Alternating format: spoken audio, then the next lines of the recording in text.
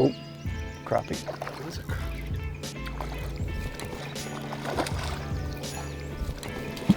Oh God. Boat flipping bigs today. Kind of doing a combination of sight fishing and feeling our way around.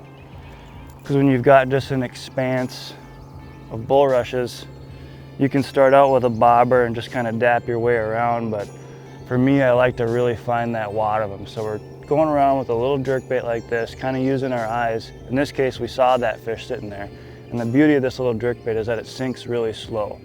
Crappies love stuff that you can keep up above them a little bit. So there she be, nice healthy spring crappie.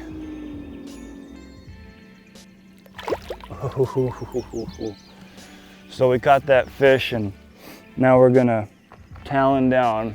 As soon as I saw that fish, I actually hit the talons. So I was able to kind of not blow over that fish because it was in front of me. And now that there's one, there's usually a couple more around. So I'm gonna take my time more. We're gonna stay talon down. I'm just gonna fan cast this patch until I start running the fish. And if I don't, we'll just mosey on down the line, see if we can find some more. So as you can see, we're fishing in thick vegetation. This happens to be cattails. The ones on this outer edge have been sheared off by this year's ice. So you might not think it's a great place to throw something with treble hooks. This bait has 2 little treble hooks on it, but these bulrushes, being as that they're not green, are pretty darn brittle. I can get this bait through them. If I get hung up, it takes just a little pop and it comes right back through it. But as you can see, I'm keeping my tip high and I'm not just reeling this thing like you'd think. I'm almost jigging it, just keeping my tip up like this. Typically, if you're fishing a jerkbait, you're thinking about having your rod tip down. Well, that puts your line kind of right. I could easily get wrapped up in those, which creates a little bit of a problem. So keeping your tip up, keeping that bait always kind of coming up a little bit. Crappies love to just look up at stuff and slurp it. So tip up, basically jigging a little sinking crankbait. See, I'm hung up right there, just like that, out.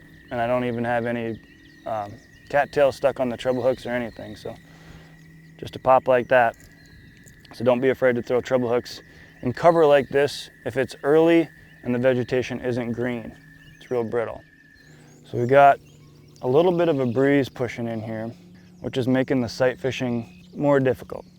These crappies do blend in pretty well with these bulrushes, so I am strategically positioning the boat to where the wind's at my back, and I'm creating this slick calm spot right in front of me where I can see undisturbed a lot better into the water. So that's been kind of helpful. I'm really trying to lay off the troll, touching it every so often when I need to kind of reposition and keep us with our back to the wind going broadside, creating this little area where I can more easily sight fish. So keep that in mind. If there's a little bit of a breeze that picks up, you can sometimes alleviate that by creating a little gap here. Stay with me.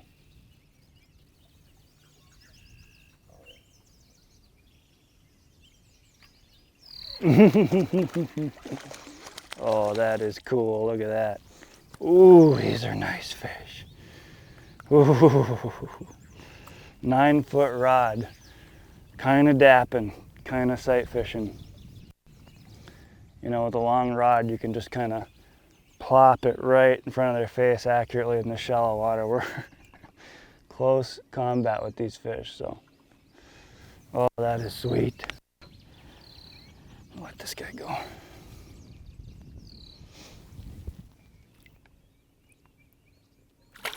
Go back and fish your business. Sight fishing, like I said, cover in water with a small jerkbait. Start seeing fish visually. You can fish that little jerkbait in front of them, but sometimes they need to take a good hard look at it. I have to move that jerkbait to keep it up off bottom, and sometimes that brings it away from the fish. So can't go wrong with a cork and a plastic. So even with the ripple on this water right now, we're kind of picking out these off-color crappies hanging out right at the base of all these bulrushes. Can you see my bait? Oh, look at, he's mad. Boom, that thing freaking inhaled it. Oh, giant. Oh my gosh. Dude, okay. net, net, net, net, net, net. Oh, that thing inhaled it. Sight fishing big crappie. We taloned down because we spooked this fish out of there. Oh, look, he inhaled it. Get these treble hooks out of the net. That is a blast, dude. My heart is pumping. Oh, ate it head first. Whiffed on it. Look at that. Oh, big thick back on him. Not the prettiest of fish, but they're in here fanning beds. Look at that. Look at that. Choked it. I have to get some pliers on him for sure. Whew. Let's tape that sucker too. Okay. This thing inhaled. That is a big old spring crappie right there. Big spring speck. Let's get a tape on him. See what we got here. 14 and a half. 14 and a half, almost 15. All right, like I said, get her back right now. Ready? Can you see her? Oh, there's another one, big one. It's this side of the boat, this side of the boat. We got big crappies around the boat. Oh, okay, we gotta be real quiet. There's literally one, like, right next to the boat.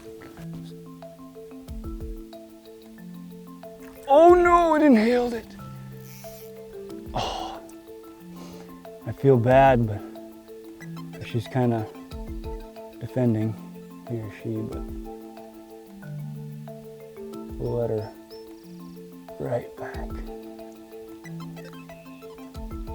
Like I say, we'll maybe dab on her with the 9-foot rod too, like we've been doing.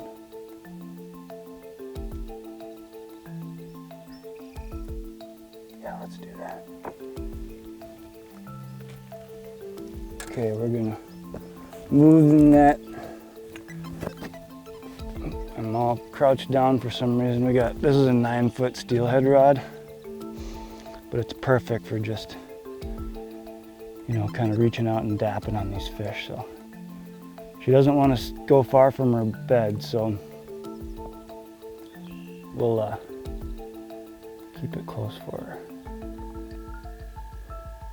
I'm not in the best position right now. I have to like pendulum over these reeds, which is very difficult. There we go, right over her. I got a green jig. I'm gonna make it just slightly deeper. And should be able to just watch it disappear. We had a shot at her already. Oh, I don't like these reeds here. No, no, no, why can't I get around this?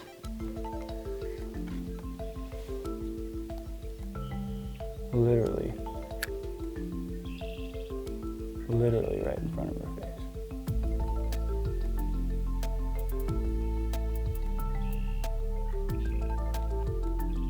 Got her.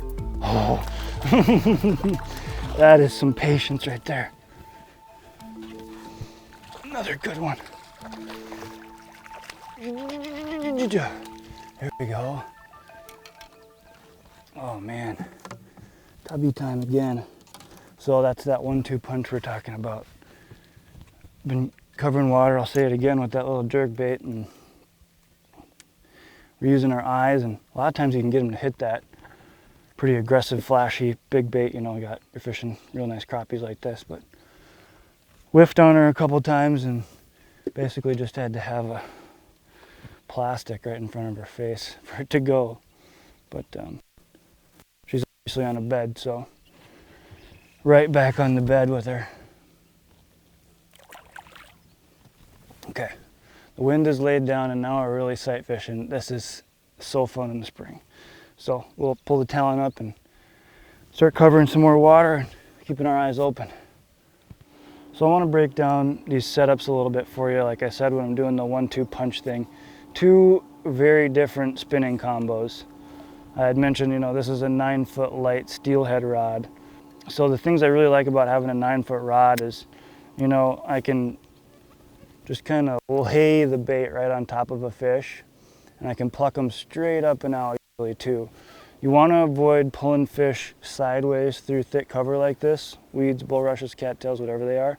So an up and out, I'm already swinging that boat, 15-inch crappie into the boat, or hopefully close enough where I can get the net on it. And I have an adjustable bobber here, and I like just kind of the thin pencil types. They're a lot more undetectable to a crappie trying to pull it down, you know. Nice bright high vis, chartreuse yellow green. Chartreuse yellow green jig head plastic too. The nice thing about this is tungsten, and tungstens give you a lot smaller profile, but still give me the weight to have that bobber stand straight up on end without using a split shot. And then I like this plastic. It's one of their bigger profile plastics. I've done a lot of videos on this bait in particular. I don't know if you can see, but it's got that wideness to it, which, like I said, bulks out the profile a little bit. And when you jig it, it kind of does a little bit of a gliding action. Sometimes you want little slow wavery stuff like that, but I like this, and especially, like I said, I'm going with that bright color because we got pretty clear water, but still, sometimes if there's a ripple, I can see that bright chartreuse glow in there and then watch it just go away. That's when I know to set the hook. Now, I'm using a high-vis white braid on here. I like to watch my line jump a lot of times when I get bit, say I'm not using the bobber. And then just like that tautness, when I'm fishing around weeds, I want to maintain a good connection to that fish, and I don't want it to stretch around. So, you know, just getting them away from cover, I need that tightness of the braid, which goes for the other combo that I have that I'll show you right here. So I'm making a bunch of low angle accurate casts a lot of times. The wind has kind of been coming and going, so I want to keep my trajectory low like this. I don't want a bow in my line. If I have a bow in my line, that's going to push my bait horizontally. So like I said, I'm keeping my tip up, keeping my line tight, because those crappies are in very specific spots. So I don't want them to just blow past it. I don't want a big bow in my line. So if I make a low angle cast, that'll kind of alleviate that bow in my line. 7 foot, so I can kind of get down low and cast like that. And just kind of short little jig stroke pops. Again, I'm using braid, try to get them out of that cover. This happens to be 8-pound braid and 8-pound fluorocarbon. You could go with the 4-pound, but 8-pound is still very invisible and gives me a little bit more strength and peace of mind when I'm not only boat flipping, but getting them out of those weeds, like I said. I mean, we're dealing with 1-pound, 2-pound crappies here, so 8-pound and 8-pound, and that's the program.